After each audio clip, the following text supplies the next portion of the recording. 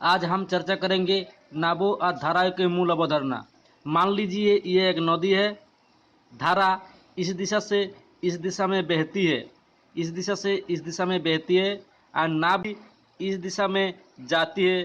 तो ये धारा नाव की मदद कर रही है, इसलिए इस धारा के अनुकूल गति कहा जाता है। अनुकूल गति कहा जाता है। अपर वाक्य धारा इस दिशा से इस दिशा से इस दिशा में बहती है और नाव इस दिशा से इस दिशा में जाती है। तो धारा नाव की मदद नहीं कर रही है, इसलिए इस गति को प्रतिकूल गति कहा जाती है। हम एक उदाहरण की मदद से इसको समझूंगा। चलिए शुरू करते हैं।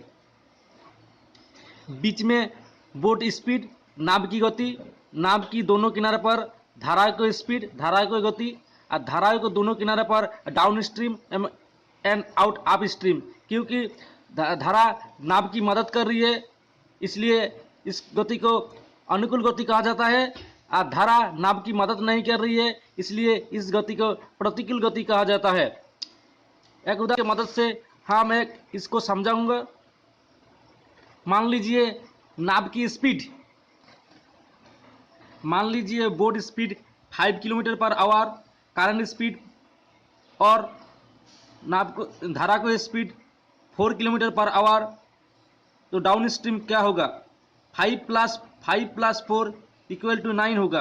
क्योंकि धारा नाव की मदद कर रही है, इसलिए प्लस, और करंट स्पीड 4, दोनों साइड पर 4। अब स्ट्रीम क्या होगा?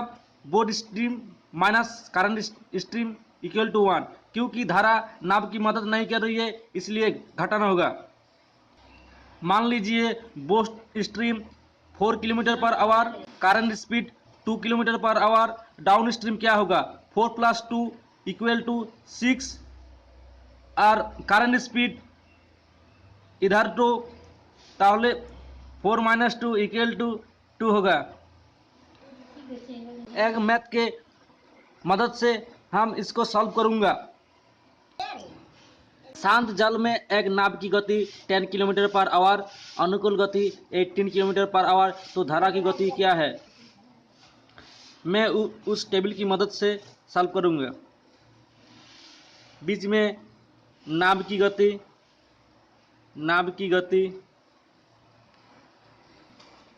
बीच में नाव की गति, धाराओं की गति, अनुकूल गति, प्रतिकूल गति। क्या हुआ? शांत जल में नाव की गति 10 किलोमीटर पर आवर, तो 10 किलोमीटर पर आवर। धाराओं की अनुकूल गति 18 किलोमीटर पर आवर। तो धाराओं की गति क्या है? नाव प्लस धाराओं इक्वल टू 18 होगा। तो बीच में कितना होगा? 18 माइनस 10 से 18 तक जाने के लिए कितना एडिशन होगा? 8 एडिशन होगा। धारा की गति 8 है, इधर धारा की गति 8 है, तो धारा की गति 8 होगा।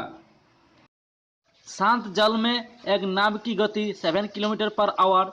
यदि ऐसी नाव धारा के पक्ष में 33 किलोमीटर जाने 3 घंटा का समय लेता है, तो उसे वापस आने में कितना समय लगेंगे? तो मैं उस टेबल की मदद से मैथ सॉल्व करूंगा। दिया हुआ है जे नाव की गति, देया हुआ है नाव की गति 7 किलोमीटर पर आवर। तो नाव की गति হচ্ছে 7 किलोमीटर पर आवर। धारा की गति यदि ऐसा धारा की पक्ष में 33 किलो जाने में 3 घंटा, धारा के पक्ष में मतलब है अनुकूल गति। 33 किलोमीटर जाने में 3 घंटा का समय लगेगा। मतलब 3